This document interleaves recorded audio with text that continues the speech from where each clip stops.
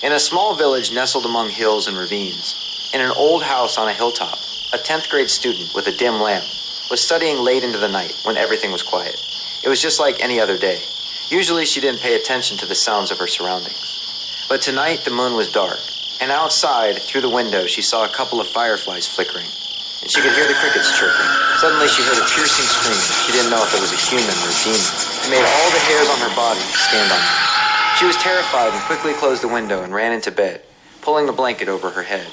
She hugged her younger brother tightly, trying to calm her pounding heart, and listened to where the scream was coming from. It seemed to be coming from the deep ravine behind the house. She remembered something a teacher had once told her in the school hall. The teacher had been assigned from another region and wasn't familiar with this area.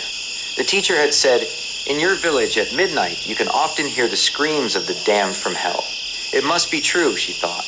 The scream was a terrifying, heart-wrenching sound that lasted for about 10 minutes. To make matters worse, not far from the house on the slope of the hill, she could hear the cries of wild cats and owls. Her fear was uncontrollable. She had to go to school in the morning.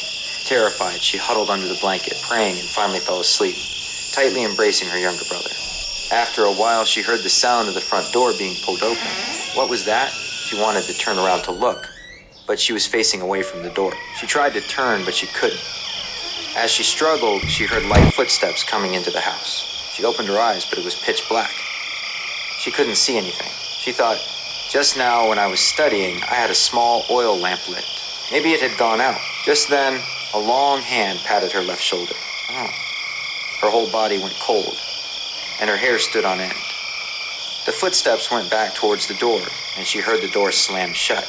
This time, she would see what it was. With all her strength, she struggled and turned around. The oil lamp was dimly lit, and the front door was still bolted shut as she had left it. She sat up on the bed, put her feet on the floor, and held her head in her hands. Was what the teacher said true? Was the scream last night really the sound of the damned from hell?